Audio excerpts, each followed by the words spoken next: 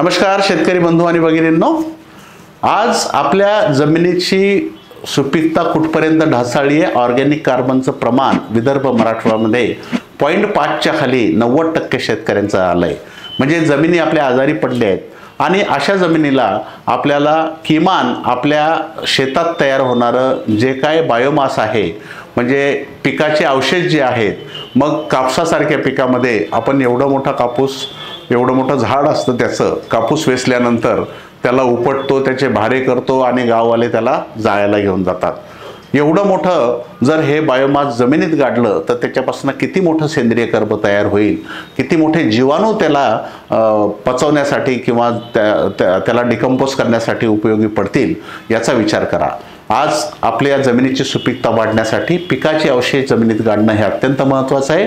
त्यामुळे कापसा उपटू नका, त्याला कॉटन श्रेडर म्हणून एक मशीन येते, या मशीननं त्याची कुट्टी होऊन बारीक तुकडे होतात आणि त्याला नांगरून टाकले की ते कुजून जातात। किंवा ही मशीन मिळाली नाही तर तुम्ही आपलं जे रोटावेटर आहे त्याला आडवं उभं, जरी उभ्या कापसामध्ये आडवं उभं रोटावेटर केलं, थोड्याफार काड्या लहान मोठ्या राहतील, पण जमिनीत ओलावा असला तर ते लगेच कुजून जातील। कुठल्याही बुरशीचा त्याला काही परिणाम वाईट होणार नाही, त्याची चिंता करू नका। ऑर्गॅनिक कार्बन वाढवायच्या मागे लागा, त्यामुळे कापूस उपटू नका, त्याला जमिनीतच गाडा। धन्यवाद।